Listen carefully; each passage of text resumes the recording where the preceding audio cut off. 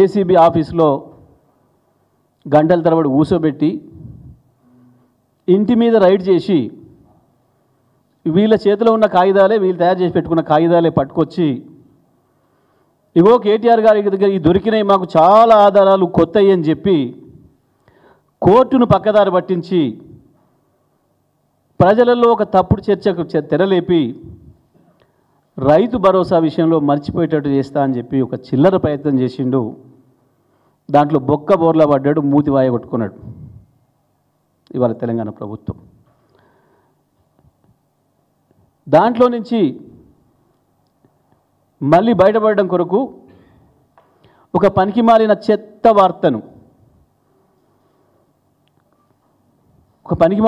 వార్తను ఇవాళ అన్ని టీవీలకు ఇచ్చి 10 గంటల నుంచి ప్రారంభమైన చర్చ రాష్ట్రంలో కేటీఆర్ గారు కోర్టులో ఉంది సమస్య, జడ్జిమెంట్కు ఉంది, పైగా ఇవాళ వారి స్వయాన సొంత మామగారు వారు ఇవాళ ఏడాది మాసికమంటాం, తద్దినమంటాం, సంవత్సరికమంటాం, ఆ పూజ ఇంట్లో ఉన్నప్పటికి కూడా ఆ సాకుతోనో కోర్టు సాకుతోనో పోకుండా ఉండే అవకాశం ఉన్నా, నేను ఇంకోనాడు వస్తా అని చెప్పే అవకాశం ఉన్నా,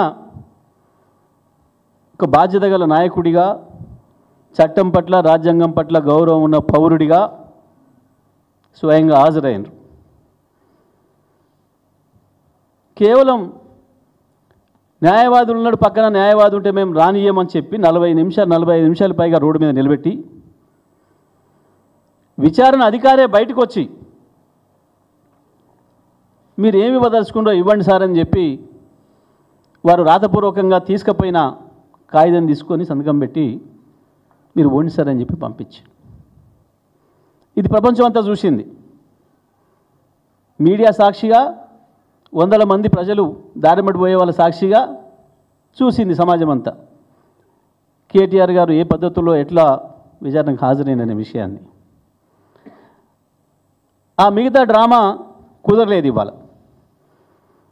అది కూడా మేము జాగ్రత్త తీసుకొని మా మాజీ శాసనసభ్యుడు పట్నం నరేందర్ రెడ్డి విషయంలో ఏదైతే పోలీసులు చట్ట ప్రకారం విధి నిర్వహణ చేయకుండా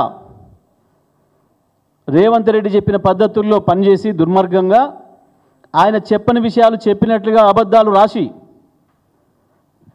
మాకు నరేందర్ రెడ్డి చెప్పిండు, నేమే ప్లాన్ చేసినాం, ఇదంతా ఆఫీసర్లు వస్తే దాడి చేయాలి, చంపాలని చెప్పి కేటీఆర్ మాకు చెప్పిండు అని చెప్పి దొంగరాతలు రాసి కోర్టులో సబ్మిట్ చేసి కోర్టును ప్రజల్ని పక్కదారి పట్టించే ప్రయత్నం చేసినరు. ఇవాళ మళ్ళీ అది జరగకుండా ఉండాలి అని చెప్పి స్వయంగా తను చెప్పదలుచుకున్న విషయాన్ని రాసి సంతకం పెట్టి తీసుకొని పోయినరు. అది కూడా న్యాయవాదులు కూడా తీసుకుపోయి న్యాయవాదులు సీనియర్ న్యాయవాదుల సమక్షంలో ఇచ్చొస్తా అని చెప్పి తీసుకొని పోయినరు.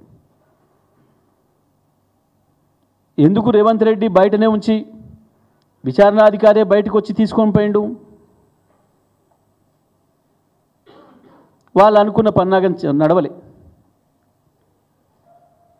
ఒక్కబుర్ల పడ్డరు, అయిపోయింది.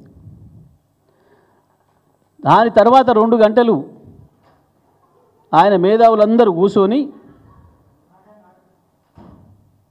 ఆయనకు సలహాలు ఇచ్చే మేధావులంతా కూర్చొని ఏం చేయాలి, బొక్కబుర్ల పడుతుంది, మరి మనం ప్రజల్లోనేమో చర్చ వేరే రకంగా పోతుంది, దీన్ని ఏదో పద్ధతిలో డైవర్ట్ చేయాలి కదా అని చెప్పి ముందే అనుకున్న స్కీమ్ కేటీఆర్ గారి ఇంటి మీద రైడ్ చేసి ఏదో కాగితాలు దొరికినాయని చెప్పాలనుకునేవి ఏవైతున్నాయో వాటిని మీడియా మిత్రులకు పంపించి, ఎలక్ట్రానిక్ మీడియా మిత్రులకు పంపించి వాళ్ళ కాలు పట్టుకొని అదొక్కటే ఇస్తున్నారు, జరగ ఇది కూడా వేయండి అని చెప్పి